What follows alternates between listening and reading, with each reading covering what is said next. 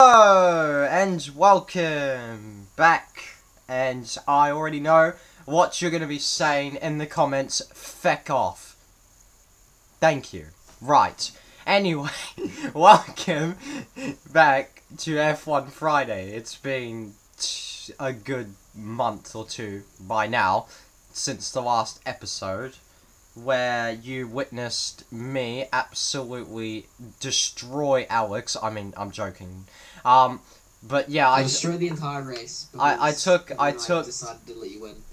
Okay, I see how it is. Anyway. Oh, I only just told you this. Okay, I see how it is. Right. Anyway, that voice crack.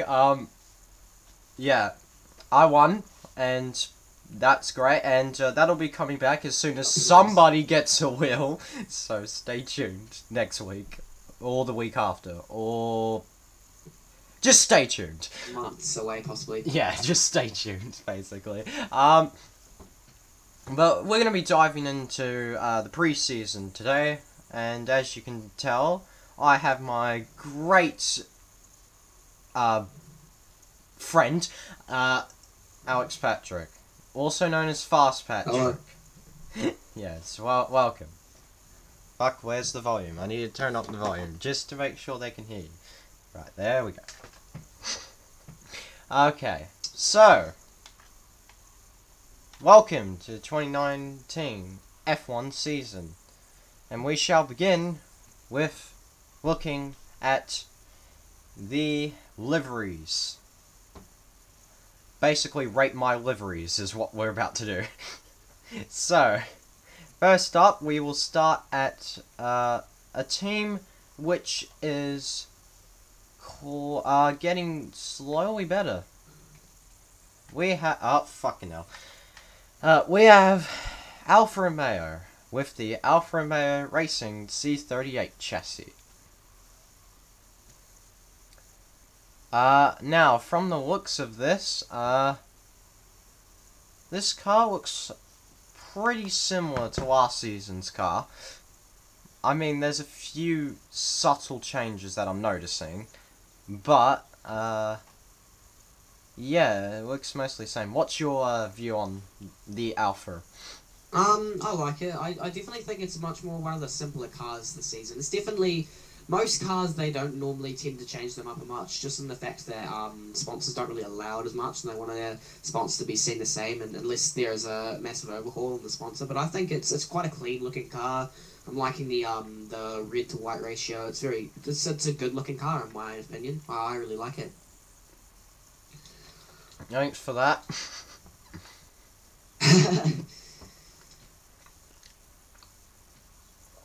So, as you can tell, the driver lineup for this season will be, for Alfa Romeo, will be former Ferrari driver Kimi Raikkonen, and he will be joined by the Ferrari Driver Academy graduate Antonio Giovinazzi. So, yeah, this is probably one of the biggest moves from last season to this season. Kimi Raikkonen out of Ferrari and back to Sauber. And as you'll learn later on, Charles Leclerc is replacing him. But, do you think that Kimi Raikkonen will have what it takes this season in the Sauber to keep up with the rest of the field?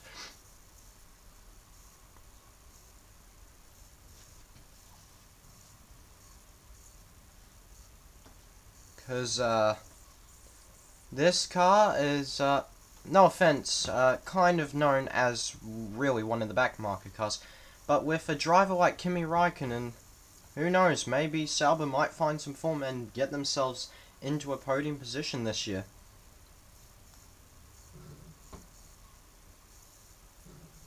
What's your take on this, Alex? What, on the driver lineup? Yes, for Alfa Romeo. I mean, I'm excited to see what Giovinazzi can do. Obviously, he's just he's a newbie to the Formula One grid, so it's definitely going to be interesting to see his results and follow them through the year. And I feel almost and definitely in last season with Leclerc being a very good driver, I feel like I can see Alfa Romeo going towards the midfield this season. Definitely looking for more points, finishes, and maybe even with a little bit of luck, maybe a strategy overhaul. They could even see maybe possibly a podium. I mean, it's definitely a shot in the dark because Formula One, it's quite routine lately in the fact that you don't really seem to see a huge amount of fluctuation in results except when there's a definitely a bit of a, not sure the word to say, but definitely a bit of a unnormality in the results. So it's definitely not completely out of the words, but I'm really excited to see what Kimi Räikkönen can do. Obviously, it's not like he's a bad driver. It's definitely Vettel was just needing someone to definitely a young gun to show him up, and Leclerc I feel will definitely do that. But I mean, I will talk about that in a later bit. But I'm excited to see what Alfa Romeo can do this season. Yeah, it's going to be interesting to see what Alfa does. But anyway, now we go from the Alfa Romeo racing team to Scuderia Ferrari with the Ferrari SF. Coincidentally. Yes, coincidentally, with the Ferrari SF90. And the 2019 season will be the 11th since Ferrari has won an F1 title, the last being the Constructors' Championship in 2008. The team hopes to change that with this Ferrari, and as you can tell, it's completely the same. Mostly. There's a... No. I'm liking the more simple red on it, honestly. I mean, definitely it's if in case you didn't notice, they're taking all the mission sponsorship off for Australia, so it's going to be a very different car in Melbourne than it is in the photo we're seeing. But yeah, I don't mind it, honestly.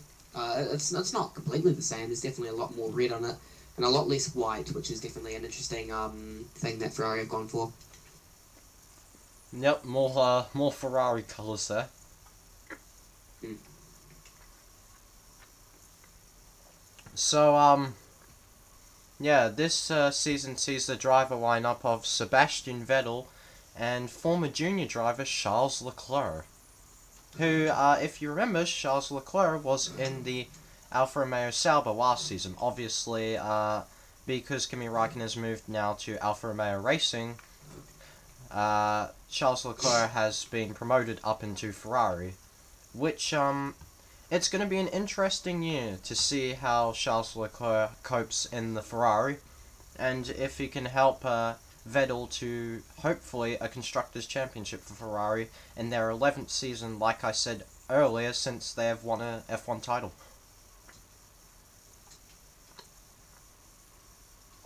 So, what is your view on the driver lineup for 2019? I think this season definitely, if Leclerc shows the form he was showing in pre-season testing, I think that definitely this could be Ferrari's year.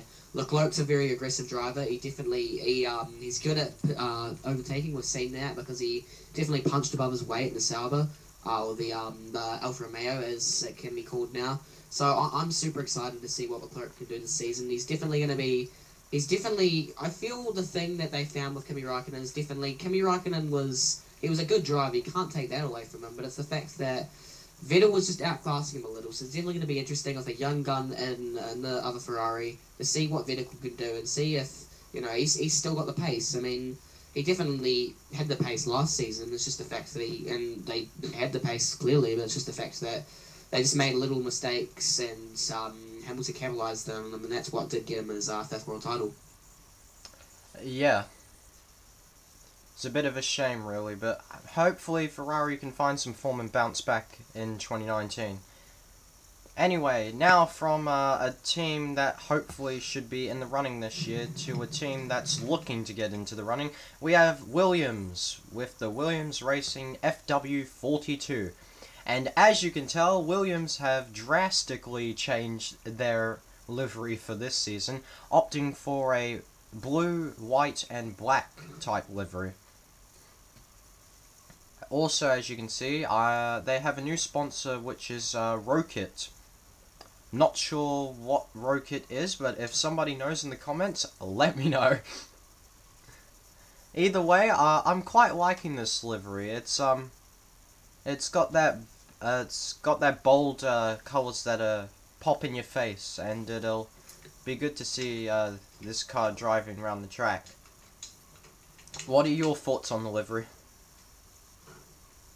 I really like it.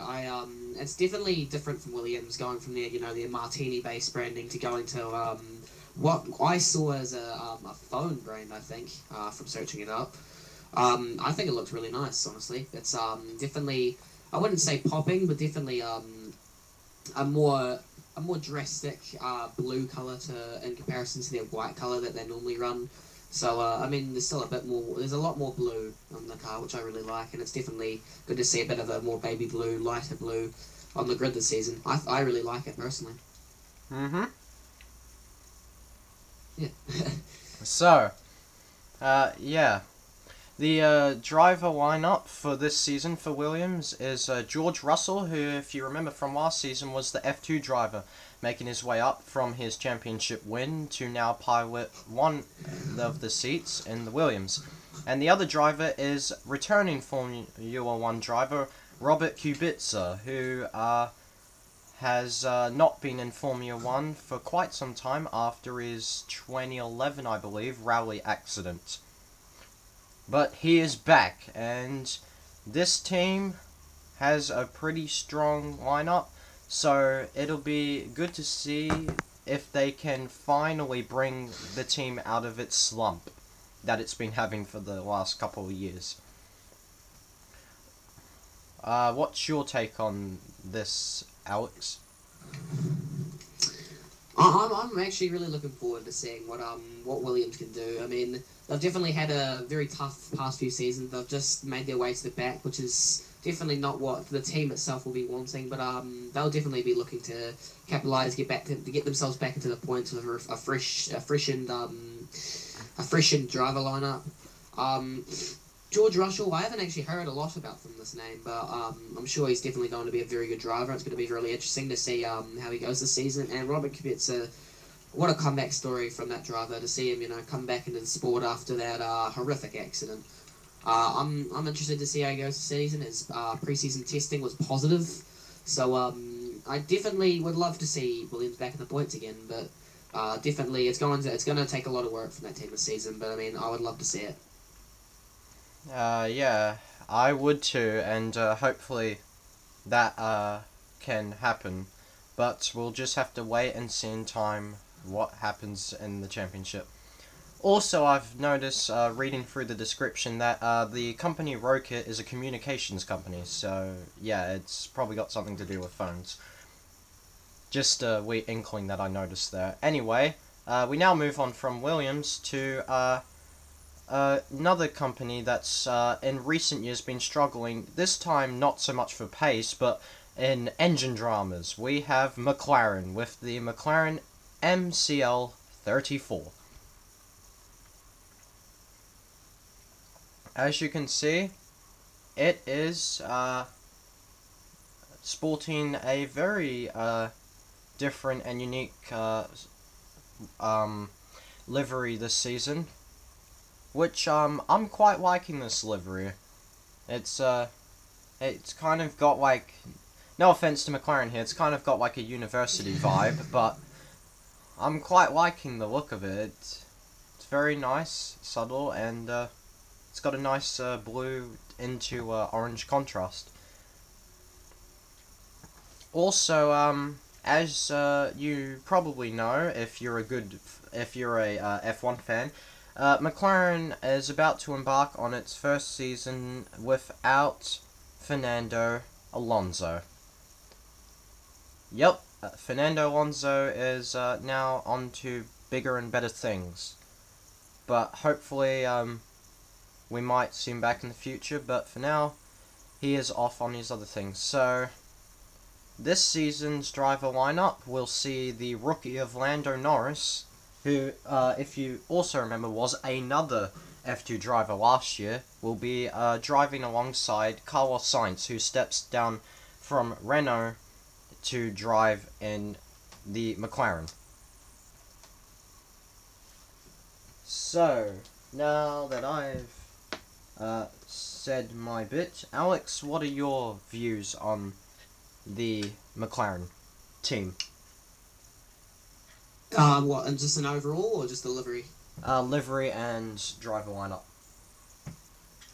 McLaren have definitely had a, ever since their Honda change, they've definitely had a, I wouldn't say too tough of a season, but I mean, definitely, something the McLaren team won't be used to. So, I'm really excited to see how they go. They've definitely, have taken a big shot in the dark in terms of, lineup and, you know, where they're going with the team, but, I'm interested to see, you know, Sainz, he's been pushing for, bigger and better things, so it's good to see he's gone to somewhere different and changed to Toro Rosso.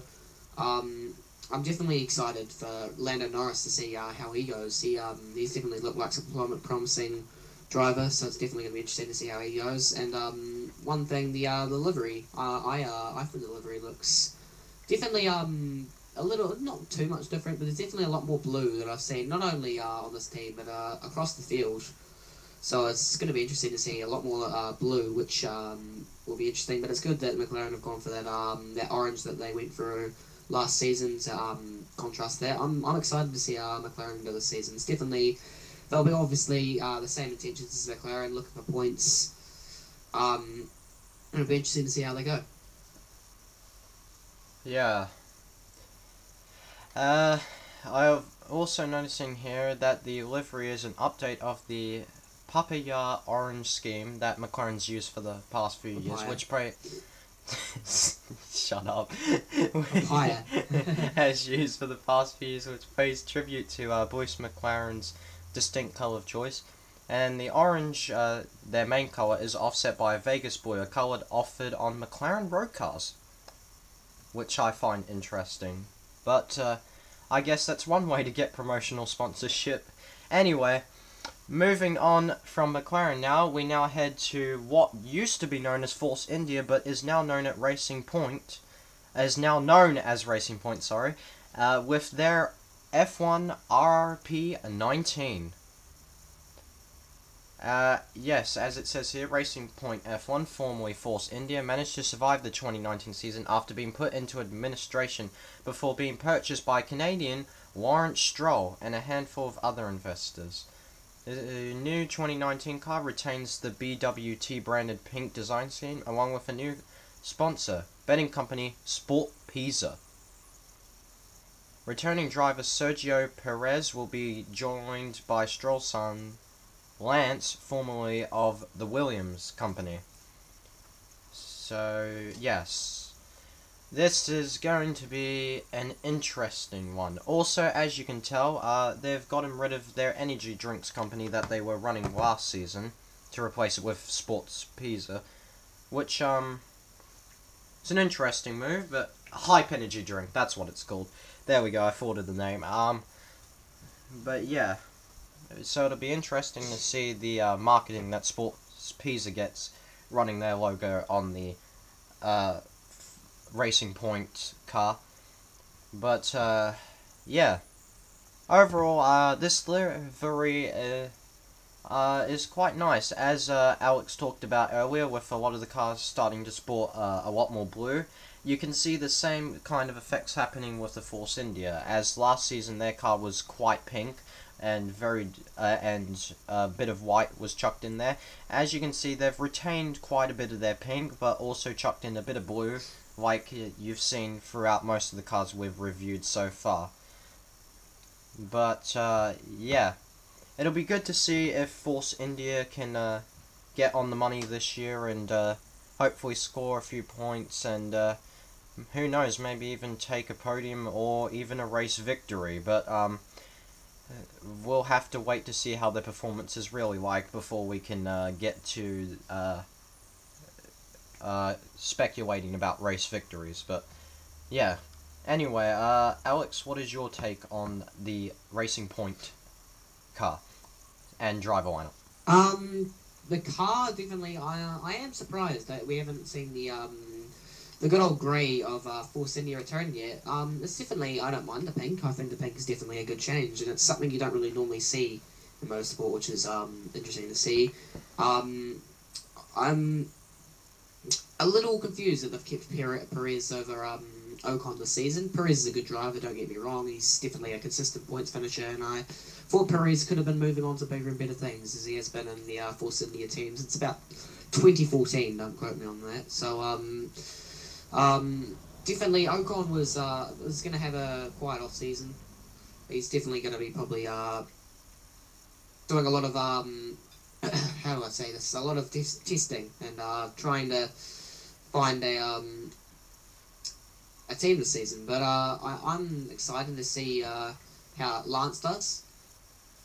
He had not a bad opening season in Formula 1 for 2017, and his 2018 season definitely wasn't the best. There wasn't something that surprised anyone, but I mean, it's definitely going to be an interesting season to watch. And I imagine Force India, definitely, they're at the caliber where they can be going for podiums, but their points finishes, they're going to want to be keeping as that top middle class team, which I'm excited to follow this season.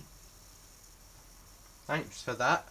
And yeah, it will be quite an interesting season to see how the Racing Point F1 team goes with their brand new driver lineup. Well, half brand new driver lineup. So yeah, we'll see how they go when the season begins. But now we move on to a team which over the past 5 years has had a lot of success. I am of course talking about Mercedes-AMG Petronas with the W10. And man oh man, this car looks like a football shoe.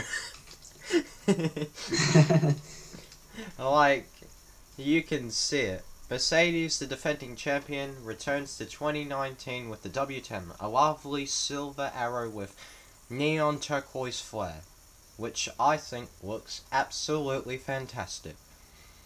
Valtteri Bottas and defending champion Lewis Hamilton return as the drivers for the team. This be the car to watch for Pole and Melbourne, and I can agree with that statement, as Mercedes have shown sheer dominance for the last 5 years, winning 5 straight championships and 5 straight constructors since 2013, proving that Mercedes is really no slouch and really is the best team in Formula 1 at the moment. But as you can see, they've decided to keep their same driver lineup, which could be a good thing considering they won last season, but it could also be a bad thing in the long run. But at the moment, based on how their performance is going, I'd say it's a good thing that's going on. But yeah, there's not really much to talk about the team because it's mostly retained from last year, so I'm going to move on to talking about the car. Very nice livery. Like I said before, it does look like a football shoe to me. It looks like something that would be produced by Adidas. But I quite like this livery with the flare that they got going on down the side, and then that's sort of like it's sort of like a triangular pattern on the side as well to complete the look. Also, I've seen they've added a nice contrast of black into, I believe it's grey. Or silver, sorry, it's silver. But yeah, it completes the look very nicely, and of course, this car will be one to watch for getting that pole in qualifying when Australia does come around, and for the rest of the season. So, it shall be an interesting one. Alex, what are your takes on the Mercedes? Mercedes, the car, definitely, I do second your fact. It does look a bit like something we could see coming out of the Adidas factory at the end of the year, but, I mean, they've retained their driver lineup, not a surprise. I mean, at the end of the day, my look of it, if it isn't broke, don't fix it. The driver lineup is completely, it's going well for them, it's won them. I think this is I think, was it Valtteri Bottas that came in last season? I don't think so, sorry. It's won them 2 Constructors' Championships, and I mean, at the end of the day, you know, it's going fine for them, so why should they, you know, replace? I feel like Mercedes, they're just going to be trying to repeat what they've been doing the past few seasons, just keeping them race wins, keeping their consistency, which I believe their consistency, despite not having the fastest car last season, they had the consistency, and I feel that's definitely the thing that won the championship for them in the end. They've definitely now started getting a run for their money in the hybrid era against Ferrari, which, to be honest, I am a little disappointed on Ferrari's behalf that it took so long. I mean, Ferrari are such a high caliber team, and I'm surprised it's taken so long for them to run that. But I mean, props to Mercedes. They've kept consistent over the years, so that's definitely it's going to be keeping consistent. Not making silly mistakes like silly failures. They'll just be wanting to keep it consistent, and I mean, if they can do that, then there's going to be championships for them to come. And Hamilton, he'll be pushing, I believe, for his sixth title. Yep, that's which is right. a major amount of titles. He's definitely going to be shooting for Schumacher records this season, which is definitely nuts. As much as I'm not a huge fan of Mercedes, Hamilton definitely he knows how to drive a car, which is very good. The car itself, I feel, is definitely a good change. The car you got very used to just the normal grey Mercedes, so I like how they've changed it up a little bit this year. Something you don't normally see from bigger teams is their sponsoring is very very strict on that sort of thing. But I'm excited to see. I wouldn't say hoping, but I'm definitely thinking that my prediction. I'm thinking Mercedes are probably going to keep their ground this season, so it's going to be interesting to watch. Yeah, also adding to your point about the economy side of things, Ferrari are also the most paid team in Formula 1, and yet, like Alex says, they still are still looking to find the pace to keep up with Mercedes in the hybrid era, which I find quite interesting, considering they're paid about roughly, don't quote me on this, but about 30 to 40 mil more than most of the other teams on the field, which also is probably why that a lot of the other teams on the field don't have enough resources to keep up with the other groups. But of course, Ferrari gets all the extra money from their merchandising and all that stuff, so I guess at the end of the day, it's all in the Italiano spice or something like that. Don't quote me on it. But yeah, anyway, we're going to move on from Mercedes, also the top market team, as Alex is quickly cringing, to a team that is, quite possibly actually, was my favourite team. But, yeah, that's changed with some driver changes that have happened through last season to this season, which we'll get to later. But anyway, now we are moving on to Red Bull with the Red Bull Racing RB15. And as you could tell, excuse my slight burp there, and that one, and also that one, Jesus Christ. We also, sorry, I'm really struggling today. Oh my god. As you can see on the screen, this is not the livery for the season. This is their testing livery, as we will have to wait for the actual livery when it eventually gets shown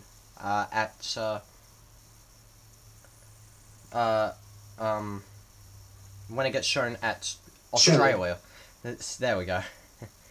So yeah, this is their car for 2019, but like it says, don't be fooled by the livery. It's a one-off design for the debut event or the F1 testing, like I said, and won't make its way to the racetracks.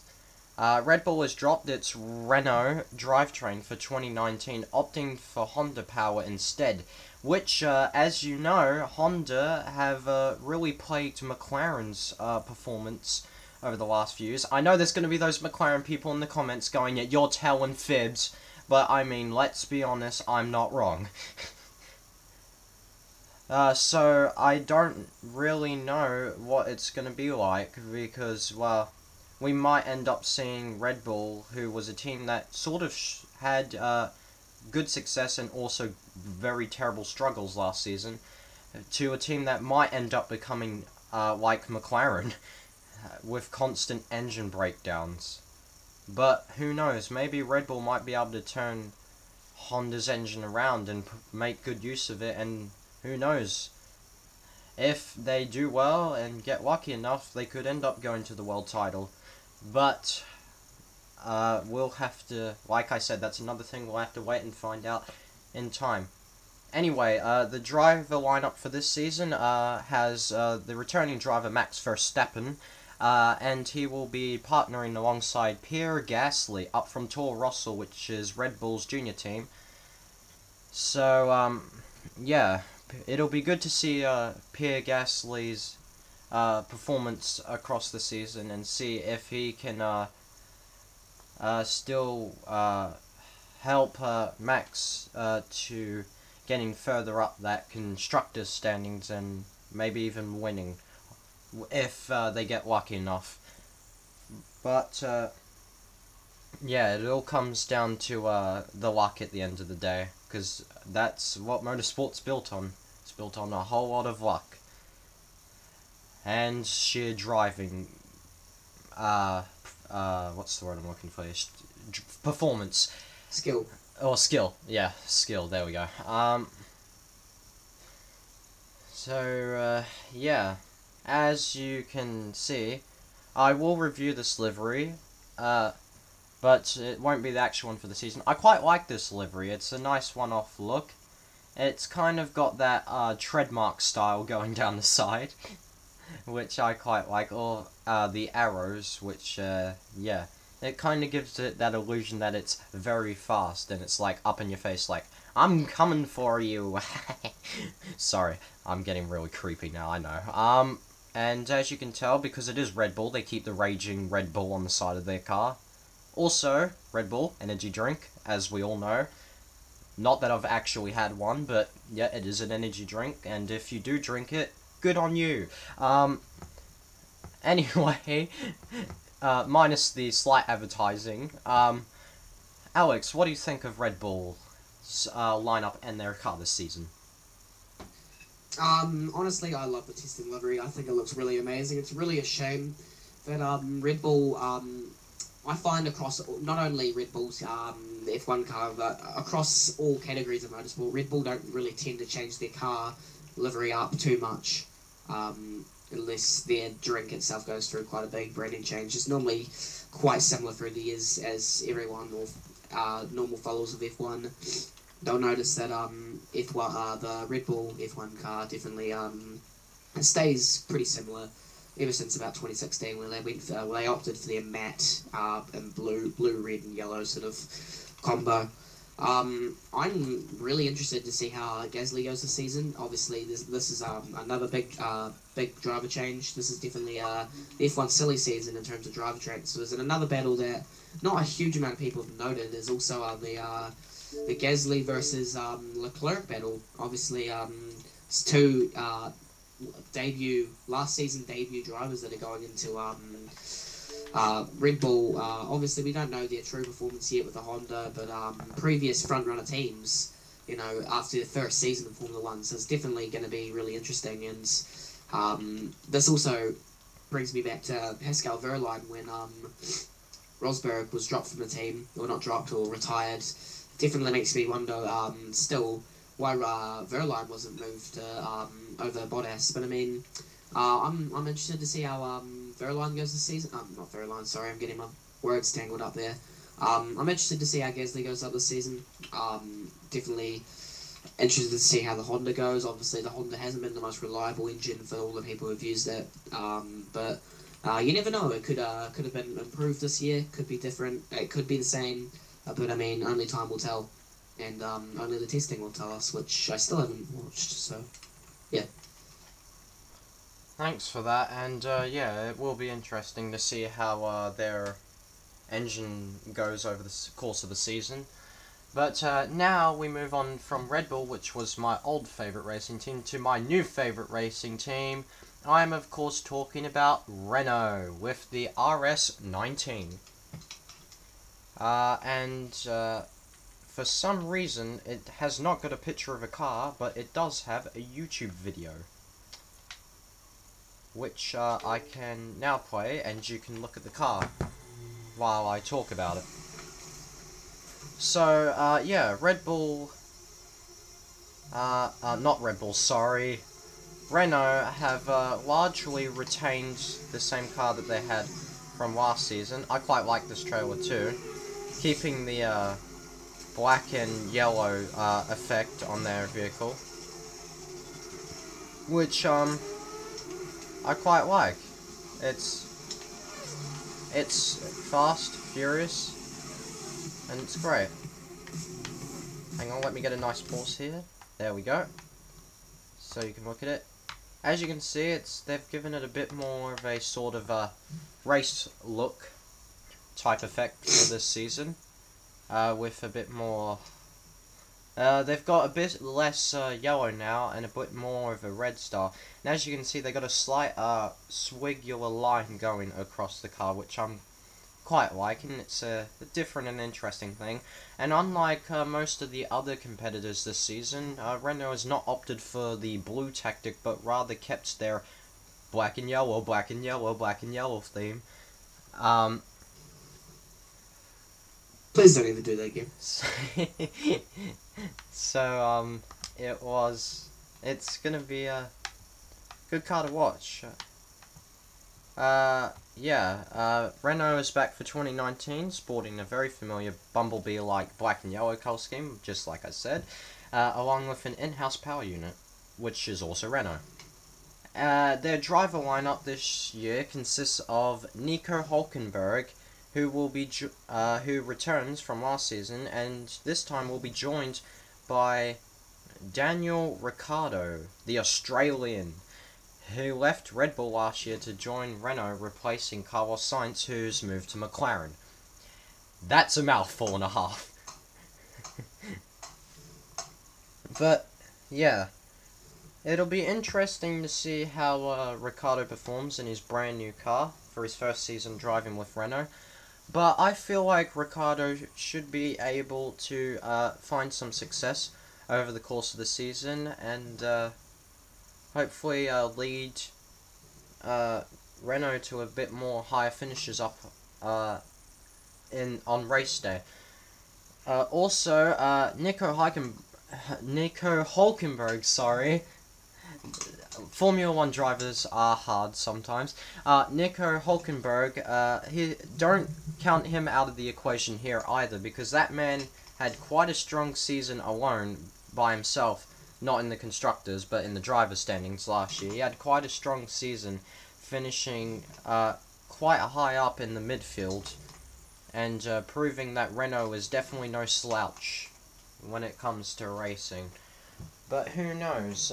With the intense pace that Renault is having, they might be able to get into the podium on a few races this year, and it'll be quite interesting if they do that, because in the coming years, they might get to the pace that Mercedes and Ferrari have, and quite possibly might be able to get another Drivers' World Championship like they did back in 2007, 2009 with Fernando Alonso, who, as I've said earlier, retired from McLaren and Formula 1 to pursue IndyCar and WEC. But yeah, this is quite an interesting car, and it'll be cool, and it'll be interesting to see how their half new team goes this season. Anyway, Alex, what are your views on the Renault? Not a lot to say on the in terms of the livery. I mean, the livery definitely is very similar to last year. I like the yellow and black of it. That's pretty nice. The thing, I'm a huge Ricciardo fan. Ricciardo is one of my favourite drivers, so I'm definitely interested to see how he goes this season in the Renault. It's definitely been one of the bigger mid-season stories when he announced it pretty early. He had a really tough end of season at Red Bull, obviously with 7 retirements in 10 races, I think, which was definitely very hard for him. So he's definitely going to want to bounce back this season. Definitely a proven race winner. So it's definitely Renault. They'll be looking possibly for consistent points finishes, possibly the top running middle field team, and possibly even podiums this season. I feel like that's going to be an aim of Renault's this season. Again, on the colour scheme, I like it. It's definitely, the black and yellow is very nice. Not going to repeat what Aaron said, but yeah, I like it. I'm interested also to see Hulkenberg still yet to win a race, which is really surprising.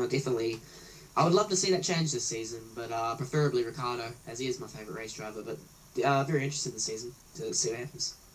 Yep, we will see what happens with the black and yellow Renault over the course of the season. But now we shall move on from Renault to another team that's been struggling at the back end of the field, but has been starting to slowly show some pace over the course of last season. I am talking about Scuderia Toro Rosso with their STR14.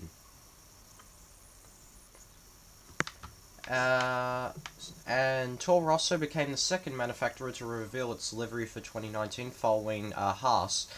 The car's red, white and blue paint scheme, which I will show in a minute, remains largely unchanged, and the powertrain is sourced from Honda.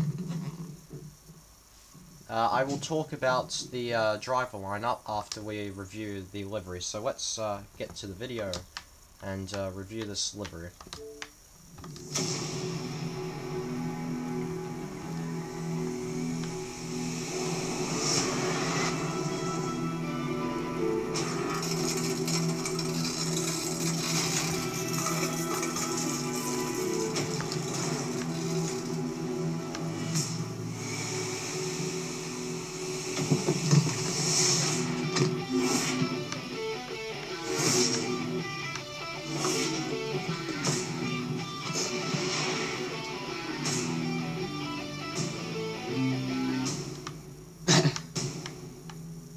So, yeah, here it is.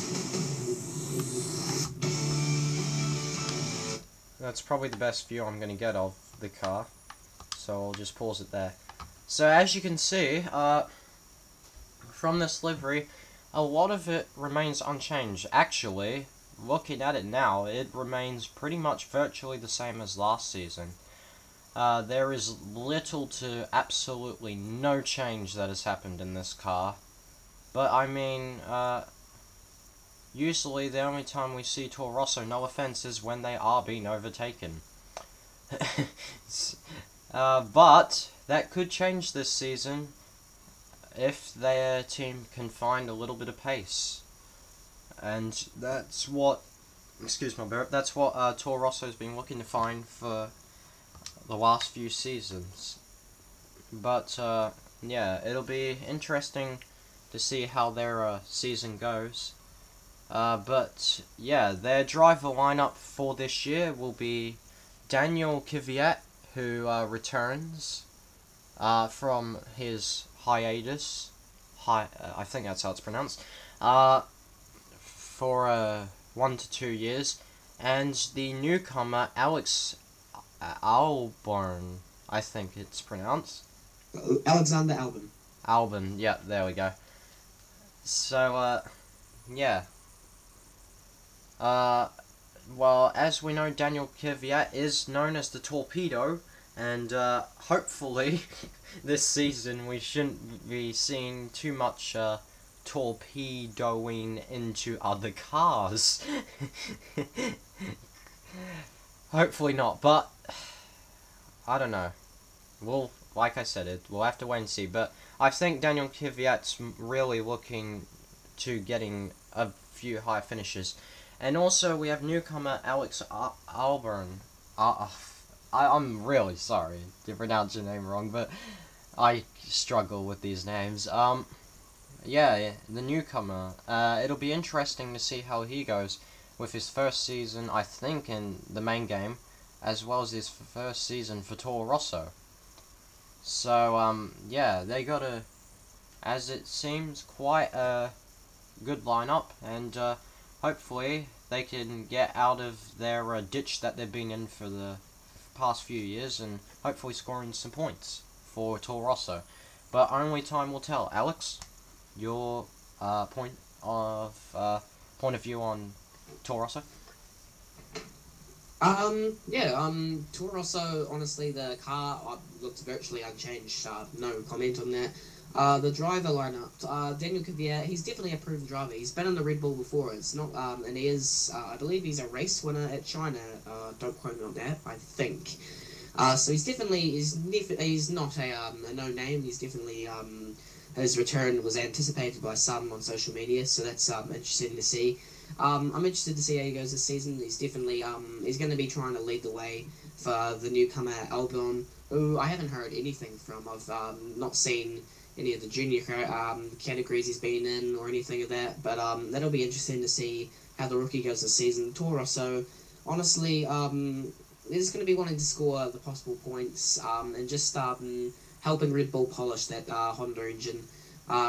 Toro Rosso do play a sort of runner-up game to Red Bull in order to help them with development. So it'll be a different look at the Honda engine. It's definitely going to be helping them perfect that for the main car, and definitely see how Albon goes this season. That'll be a interesting thing. Sorry, I lost my train of thought. Positions for the season for the Toro Rosso, they're going to be wanting to stay out of that awkward last place positions that they were starting to get accustomed to.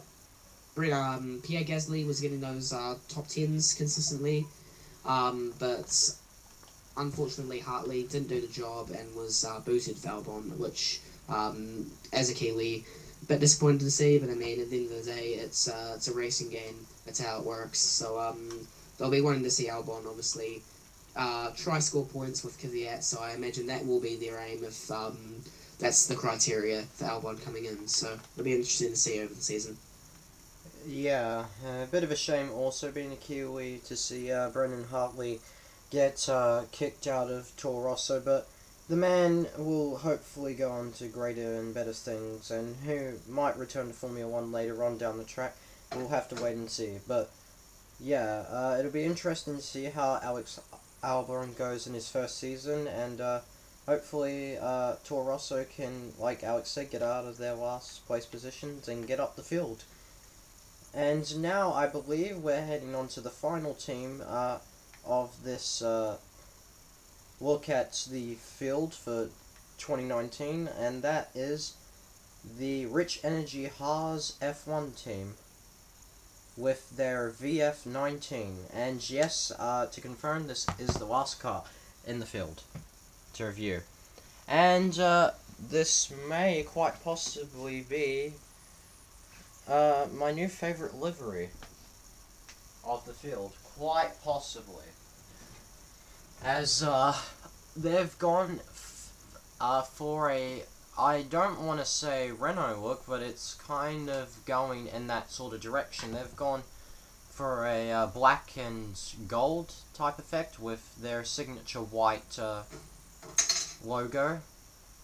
Codenamed the VF19, Haas 2019 car sports a lovely black and gold livery, there you go.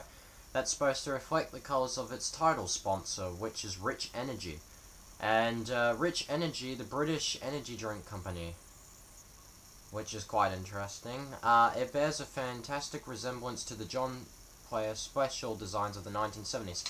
And if you don't know what the John Player Special design is that they're on about, that takes us back to the days of Mario Andretti back in the 70s when, around that time, James Hunt and Niki Lauda were becoming very good racing car drivers each. I mean, of course, James Hunt only had his one title, and I believe Niki Lauda had 3 or 4. But, yeah. It's nice to see that Haas are paying homage to such a great design from the 70s, and yeah, I quite like this livery. It's very simple and subtle, but it looks cool. Anyway, Haas's driver lineup remains the same from last year, with Roman Grosjean and Kevin Magnussen driving in the cockpits for 2019.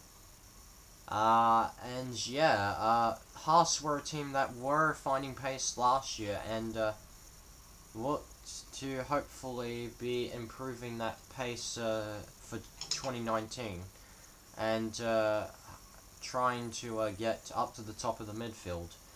But like I've said for many of the other cars so far, it's all just a big waiting game to see performances and how everyone will go. So we'll have to wait till lights out in Australia to find out if Haas can keep up with the best of them. But now I will pass on to my colleague Alex for his view on the Haas team.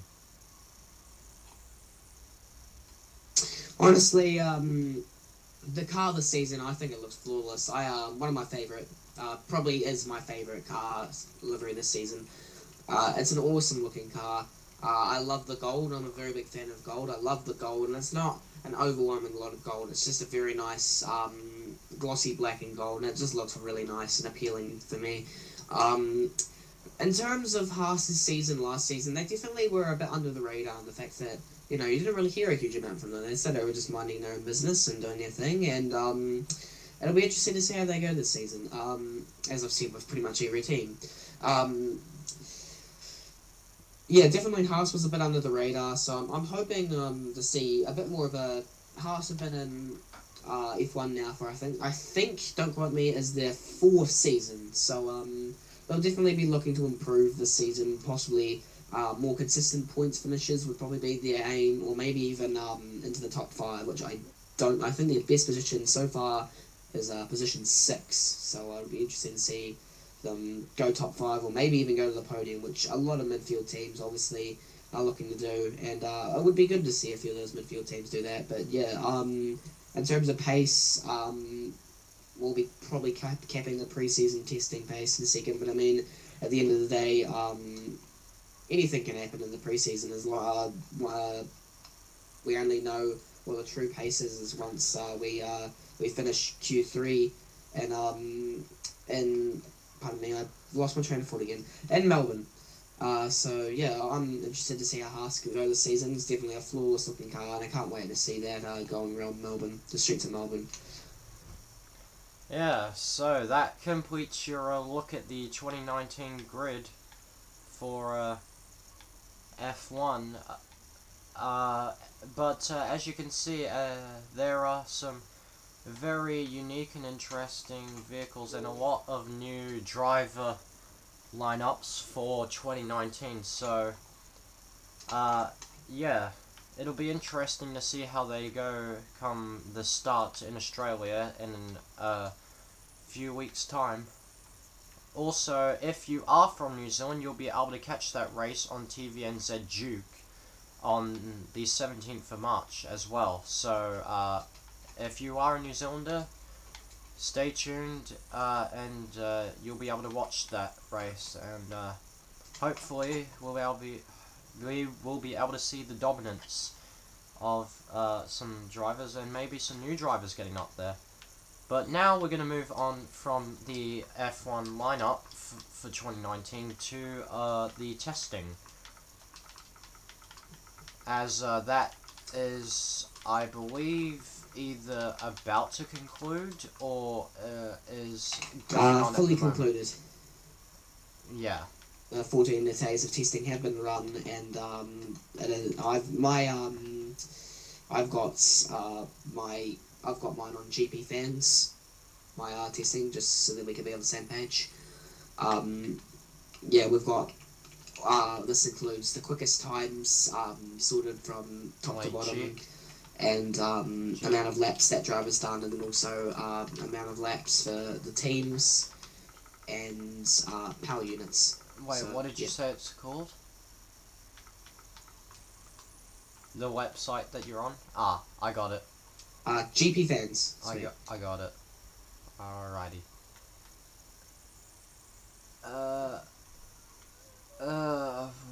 Wait, where did you find it? I just searched up F1 preseason testing full results, and then GP Fans came up.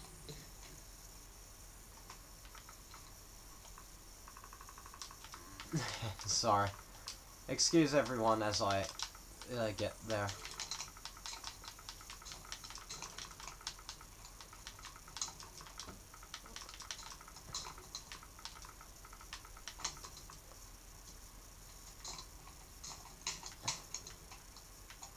Oh, there we go. I got it now.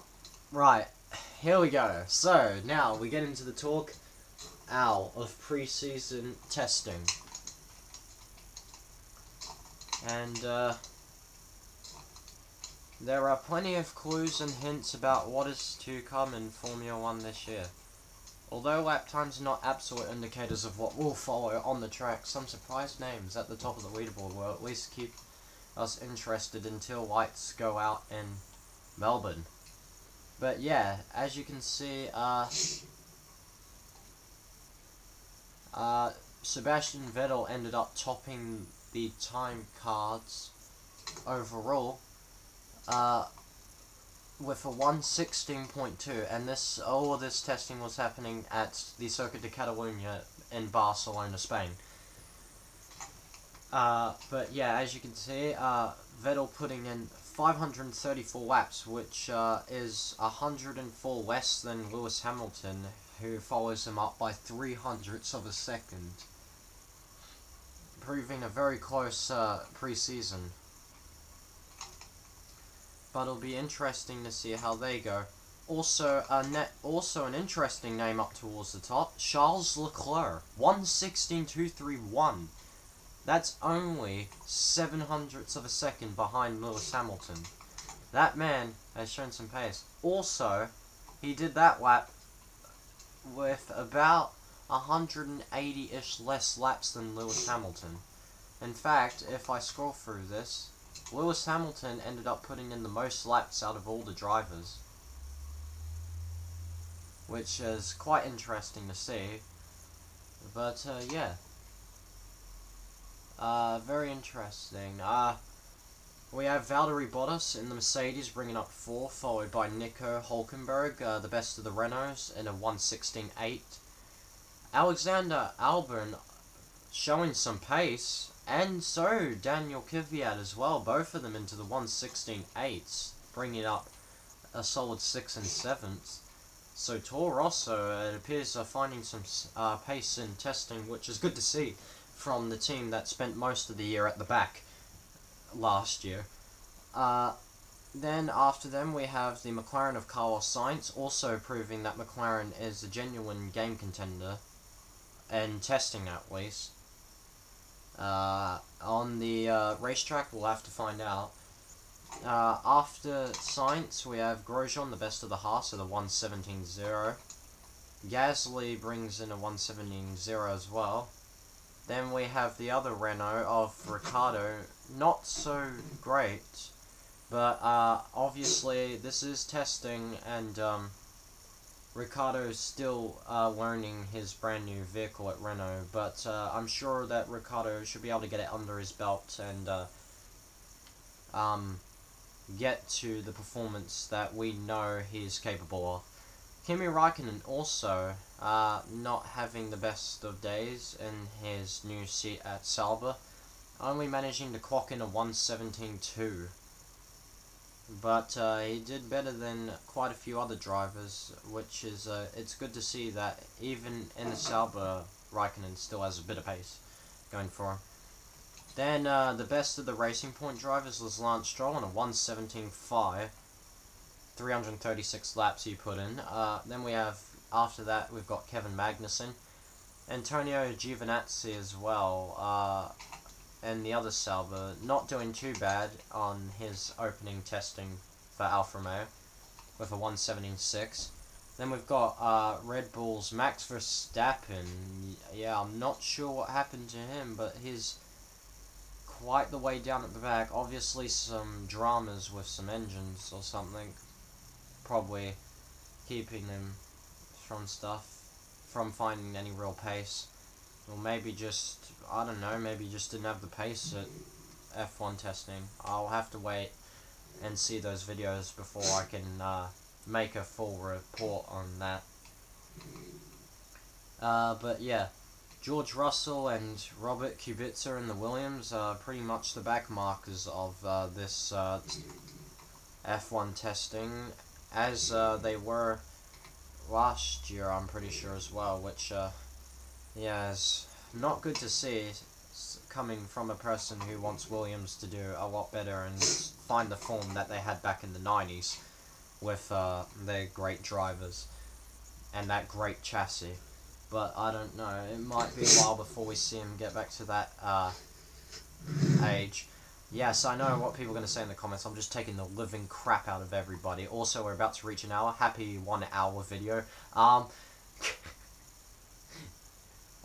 Yeah, and rounding out the field, it looks like Haas had another test driver who was testing out in the testing day, which is FqstPatrick, who clocked in the slowest time of the day, a 1:19.2. And putting in the least amount of laps as well at 61. But yep, it's good to see him in out there. Also, as we can see, Mercedes ended up putting in the most laps at the testing with 1,190, followed by Ferrari with 997. Then we have Renault with 961, Toro Rosso 935, McLaren, no. Next is Alfa Romeo 918. Haha, that's a Porsche. Sorry, I just had to. McLaren have 873, then we got Haas at 871, so 2 laps between those two teams, interesting. Then we have Racing Point 625 and Williams putting in the least amount of laps, which probably explains why they didn't do so well compared to some of the other teams, because they have a lot less laps. As for the power units, Ferrari had a total of 2,790 laps in their power units, Mercedes 2,382, Renault had 1,834, and Honda 768. But yeah, as you can tell from this picture, it looks like Charles Leclerc has definitely got the pace that Sebastian Vettel's old teammate Kimi Raikkonen had. And it looks like Raikkonen might find some pace in his Sauber and hopefully put it into the points and possibly even into a podium position. Also, another driver who I've noticed is really finding some pace in here as well is Alexander Albon on a 1:16.8, putting them into 6th. And that's coming from Toro Rosso, the team that was backmarkering most of last season, is finally now finding some pace in these testing. So hopefully they can take that pace from the test day into the main game competition come March 17th. But anyway, I've said my bit of it, but now we'll pass over to Alex so he can say his bit about preseason and what he found interesting about it. Alex? I mean, you've pretty much kept the whole lot, really, but it's definitely interesting to see Hulkenberg up there in the Renault. That's promising for the Renault. Obviously, I mean, at the end of the day, anyone could show pace in the testing, but at the end of the day, it's going to be what happens after the 5 red lights go out in Melbourne. Raikkonen, he definitely, as much as he is still, what is nearly a second off the front runners for an Alfa Romeo, which definitely should be a mid to end their field team from previous seasons. It's definitely promising to see him up there, obviously out comparing his teammate by 4/10. Interesting to see the most laps by Hamilton, despite I think on the 11th day he did have a morningless of testing from I think some sort of failure. I wasn't sure what failure it was, but not much to say really on the fact that definitely a few of the standouts, Albon, Hulkenberg, definitely interesting to see those drivers up there. Obviously, the rookies will be getting in an absurd amount of laps, obviously trying to learn the cars. Giovinazzi, obviously, 425, Albon, 489, Sainz, 473. It's definitely some of those drivers who have moved have put lots of laps in. But yeah, not much to say, but except, yeah, it's definitely interesting. A few standouts, and it's good to see. So, yeah, that brings us to a close of this episode of F1 Friday, which also has gone on to be the longest episode of F1 Friday, but that's because this is a 1 hour special to showcase the 2019 season. But yeah, don't worry, the videos all won't be this long after this. But yeah, probably the next time we'll be seeing F1 Friday is either when Alex gets his wheel, so we can continue on with the game side of things. Never. Or the next time you'll be seeing it is after the F1 Australia race. And At least that'll be when I have my wheel. So yeah, we should be back and running with the YouTube Championship after Melbourne, which is in a few weeks' time. yeah, it'll be good to see that. It'll be good to get back into the championship on F1 2017 and hopefully rekindle some of the success I've been missing for most of the races so far, and hopefully get up there and start challenging Alex, and not bin it into walls would be nice. And also it'll be interesting to see how some of these drivers go in their first race, for a lot of them, in their new cars. But yeah, I've been 7th Gear, he's been FqstPatrick, and until Australia / when Alex gets his wheel, we'll catch you later. Peace.